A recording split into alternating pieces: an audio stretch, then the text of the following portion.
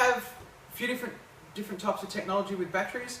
We've got a lithium battery. This is what I use in my lawnmower. We've got nickel-ion batteries. This is what I choose to run in my house. And this is an alkaline-based battery.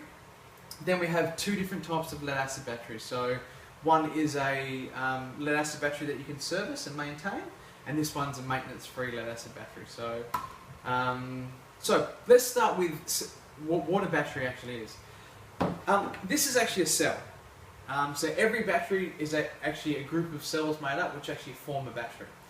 So with lead-acid, each cell produces 2 volts per cell. Nickel-ion produces 1.2 volts per cell, and lithium batteries produce 3.2 volts per cell. So for example, for a 12 volt battery bank, you require 6 cells for a lead acid battery bank, you require 10 cells for a nickel-ion battery bank, and for lithium, you require 4 cells to make a 12 volt battery bank. Okay? Because they all have different voltages per cell. Basically, a battery is a group of cells with a plastic case over it. So these maintenance-free, they call them, lead-acid batteries. Pretty simple. They are maintenance-free, don't require to top the water up or check it or anything like that.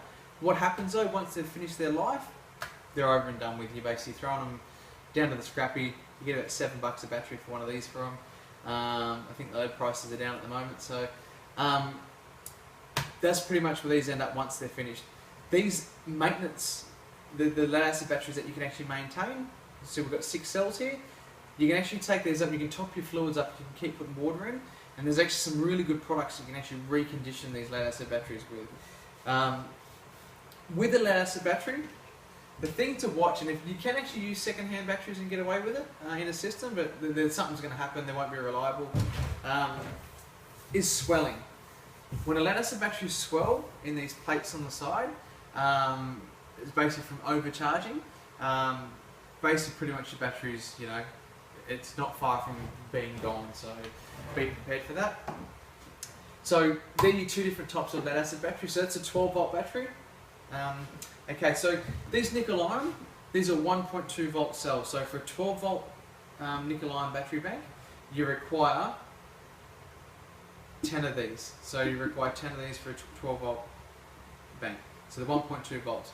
With the nickel-ion, it's actually an alkaline-based chemistry within the water. So you're actually using KOH, which is potassium hydroxide, and you use LiOH, which is a lithium hydroxide. The lithium's just actually in there for more cooler climates. So it actually helps the batteries when it gets colder. Batteries, any type of battery does not like heat or cold. They like a consistent temperature. So you know, there's a lot of talk that you can get any of these new lithium batteries and put them outside on the wall and in the heat and stuff like that. Any difference in heat variation from hot to cold, it's going to affect the performance in your battery.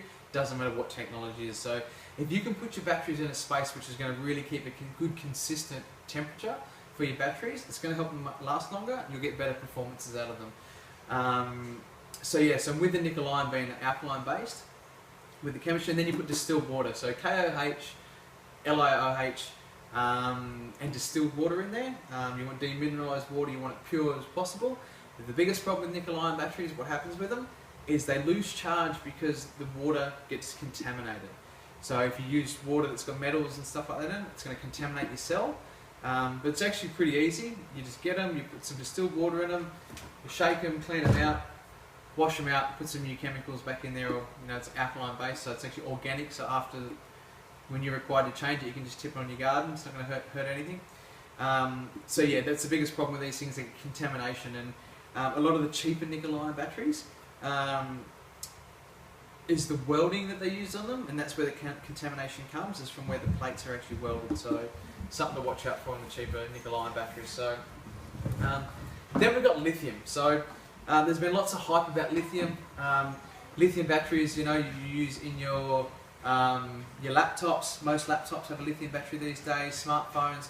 Lithium batteries have changed the world when it comes to compact devices and battery chargers and things like that. So with a lithium battery, like I said, it's actually got a 3.2 volt cell. So only 4 cells required to make 12 volt. Lithium batteries are more volatile to heat than any other battery. So you know, Boeing actually stopped using lithium batteries in all their planes because they were actually blowing up and catching on fire from overcharging and with the charge controllers and stuff like that. So yeah, there is some requirements with these lithium batteries to make sure really good charging control systems and lots of fail safes that basically happen. So so you don't overcharge your batteries and blow everything up. So they all have the goods, the bads, and the uglies, and that's what we're going to get into right now. So let's go and let's break down each chemistry.